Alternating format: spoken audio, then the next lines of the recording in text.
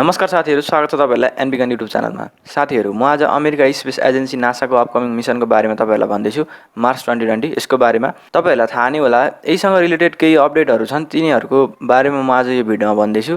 साथीहरू, ढिला नगरिकन भिडियोलाई सुरु गर्छु म।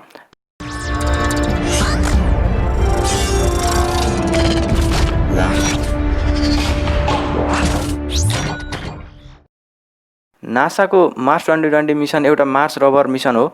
यानि कि यो मिसनमा नासा नयाँ अनि पहिलाको रोभरभन्दा धेरै नै एडभान्स रोभरलाई मङ्गल ग्रहतिर आफ्नो एटलस 5 रकेटको मद्दतले पठाउनेछ।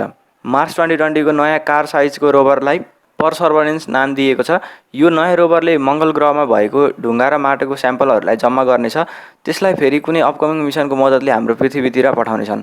नासाको यो नयाँ मिसन मार्च 2020 17 जुलाई 2020 मा लन्च गर्ने भन्ने कुरा थियो। त्यसपछि 22 जुलाईमा सारियो। त्यो डेटमा हुन सकेन अनि अगस्त 15 मा लन्च गर्ने कुरा छ।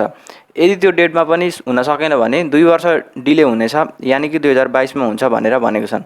यो डिले हुनुको कारण ग्राउन्ड सिस्टममा आएको इक्विपमेन्ट इस्यु एउटा फल्टी क्रेनले गर्दा भएको हो। त्यो क्रेनले रोभरलाई मङ्गल ग्रहसम्म पुर्याउनको लागि एटलस 5 को क्यारी गर्नुपर्ने हुन्थ्यो, तर क्रेनमा आएको त्यो फल्टको कारण मार्च 2020 लाई डिले गरिएको। टरी ब्रुनोले आफ्नो ट्विटरमा ट्विट गरेर भनेको छन् कि क्रेनको फल्टलाई फिक्स गरिसकेको छौँ भनेर, अनि एटलस 5 रकेट पनि एकदमै ठिक छ भनेर। तर पर्सर्भरेन्स रोभरलाई लन्च गर्न डिले हुने एकदमै कम छ, तर यसलाई 15 अगस्तसम्म एक्सटेन्ड गर्न सकिन्छ। यो मिसनको जुन अबको अगस्त 15 को डेट छ, यो चाहिँ यो मिसनको लागि हार्ड डेडलाइन हो, किनकि यो मिसन लिफ्ट अफ अपर्च्युनिटीको अन्तिम अवस्थामा हुन्छ, जुन हामीले 26 महिनामा मात्र देख्न सकिन्छ, जसको मद्दतले कुनै पनि मिसनलाई मङ्गल ग्रहमा पुर्याउन एकदमै सजिलो हुन्छ।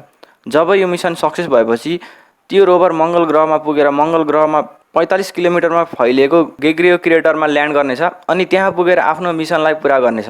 साथीहरू, यो मिसनको बारेमा थाहा नै पाउनुभयो होला। यदि तपाईँहरूलाई अझै यो मिसनको बारेमा जान्न मन छ भने तल कमेन्ट गर्नुहोला। यति भन्दै भिडियोलाई यही अन्त्य गर्छु। भिडियो मन पऱ्यो भने च्यानललाई सब्सक्राइब गरिदिनु होला, साथै छेउमा रहेको बेल आइकनलाई पनि क्लिक गर्नुहोला।